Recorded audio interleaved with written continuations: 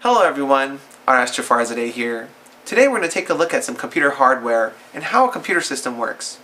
It's important for us to have a basic understanding of the inner workings of this tool that we use so much in our day-to-day lives. The inside of this computer system might not be as scary as you might think. One fun way I like to look at a computer system is to compare it to something that we use every morning.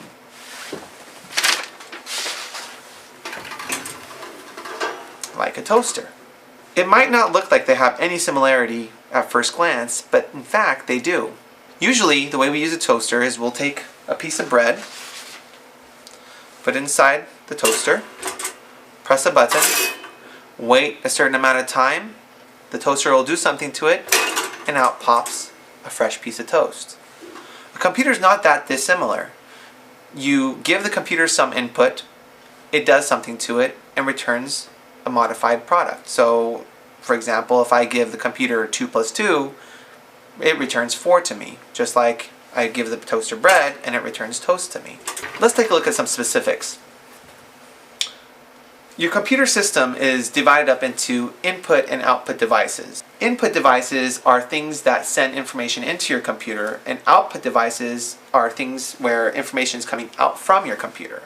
So, for example, a keyboard sends input into the computer, therefore it's an input device. I'll type my keys and it sends the signal inside the computer, giving it some directions.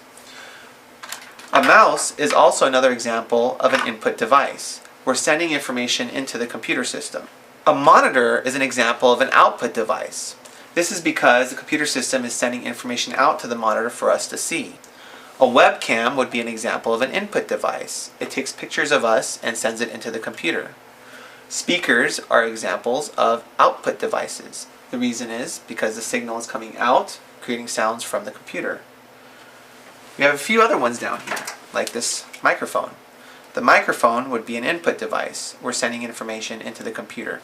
This tiny little printer would be an example of an output device. That's because the computer is sending information out to it so that we can create some cool prints. The last one I'll talk about is this thing. This is a scanner. And we usually can put a document in here, have it scan in as an image into our computer system. This would be an input device because it sends the image information into the computer. So now that we know what's going on the outside, let's take a look at what's going on the inside. This is actually a computer tower that I have been building with my students here at the school. It's not too difficult to put together a computer. It's actually a pretty fun project, and it's within all of your capabilities. If you're ever interested in doing that, let me know. But you're actually going to learn the basics right now. Let's take a look inside. You'll see a lot of things going on the inside. This outer shell is known as the case.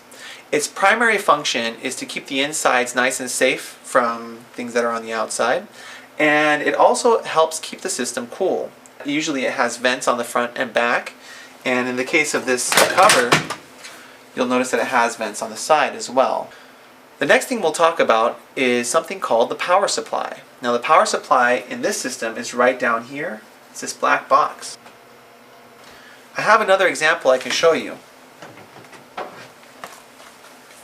Here's another power supply, and basically what the power supply's function is to take power from the electrical outlet and spread it out all over your computer system, giving power to all the individual parts.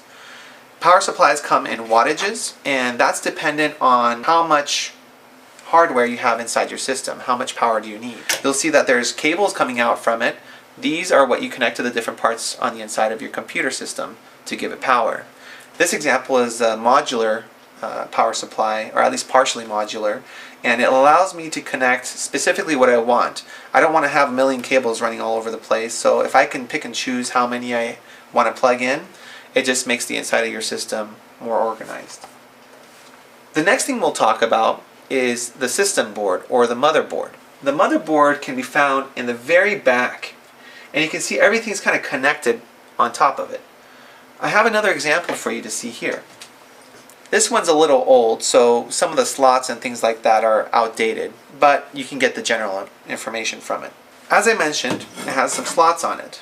These slots are expansion slots. It allows me to connect peripherals, video cards, things like that we're going to cover in a minute. There's some long slots here There's a big rectangular slot here. We're going to get into all that in a little bit, but the one I want you to take a look at while we're on the topic is this little chip right over here. This chip is called the BIOS. Essentially, when your computer turns on, it needs to have some information about what's connected to it, what time it is, just things that get it off the ground, get it started. Well, all that information is stored on this little chip called the BIOS. Now if we take our motherboard and turn it on its side, you'll notice that there are a whole bunch of ports along the side. This is actually what you see on the back of your computer system. It's connected to your motherboard. And you can see ports like an area where you can plug in your speakers. Your USB ports are right here for your USB devices.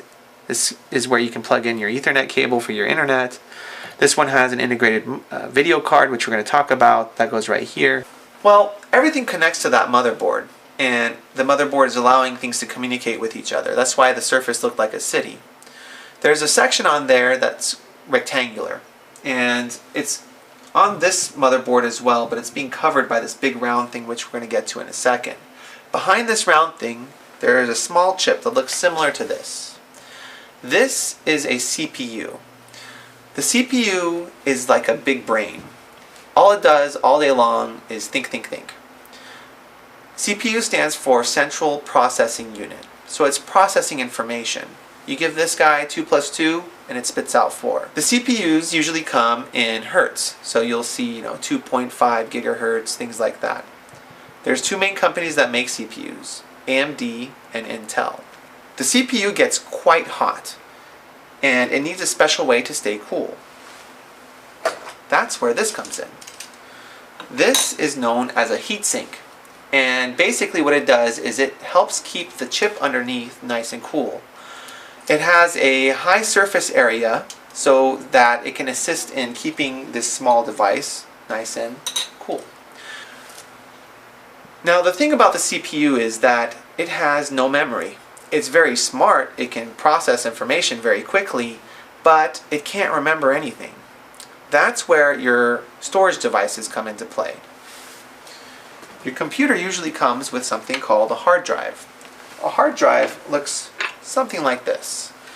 Now this is an older hard drive and it has some moving parts on it. This type of hard drive is called a SATA drive. And if we look on the inside, we can see that there is a platter which spins around. There's an arm with a head on the top. And later on we're going to talk about how this stores information. But for now, we know that all of your computer's software, Windows or Mac, the Mac operating system, Microsoft Word, your games, everything that you have for your computer system is in here. And this is your computer's long-term storage. There are other types of hard drives as well, and they're becoming more and more common. This is a hard disk drive, but there's also something known as a solid-state drive. A solid-state drive, like the name suggests, has no moving parts. The advantage there is that it's much faster, and you won't have to have something moving to go pick up the information for you. Now, in addition to your computer's long-term memory, like the hard drive, your computer also needs some short-term memory. That's where RAM comes into play. RAM stands for Random Access Memory. We can see it in the example here. It's these two long blue chips right next to the heatsink. We can take a closer look at them right here. These are really old examples of RAM, but the concept still remains the same. Let's take a closer look at how this works.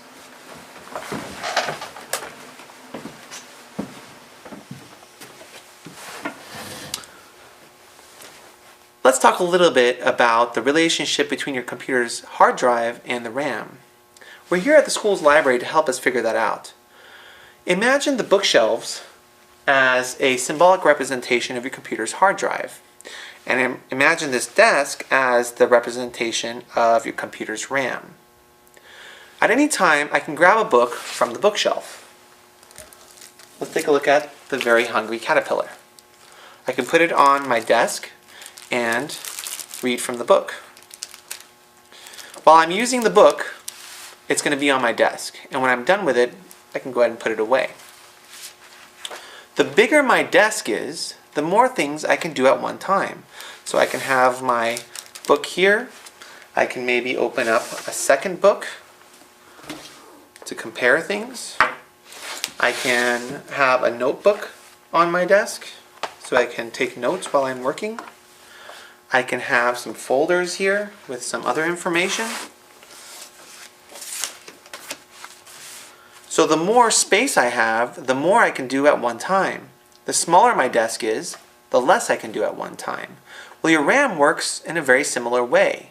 The more storage capacity your RAM has, the more things you can do at one time, or multitask. So that means you can have your Windows available for you and your Microsoft Office available for you and maybe play a game in the background, whatever.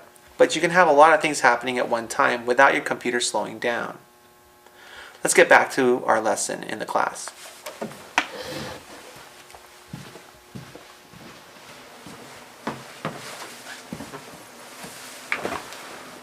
Well, now that we have some of the basics down, let's talk about the monitor.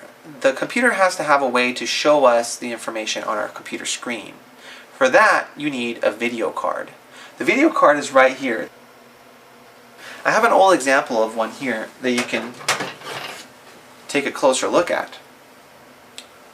This video card basically has an output here where it can send the signal out to your monitor. There are different connections that we'll cover later on. Sometimes you can also find integrated video cards. What that means is the video card is actually part of the motherboard and it's included. I don't have an example here, but you also have other cards like the sound card. The sound card is responsible for all the sounds you hear on your speakers. Usually the microphone would connect to that. Generally, your motherboard will have the sound card again integrated on it. Another type of card that you'll find is a network card. The network card allows us to connect your computer to the web. Again, that is usually included with the motherboard as well, but some motherboards require you to have your own network card. The last thing we'll talk about is the drive right up here.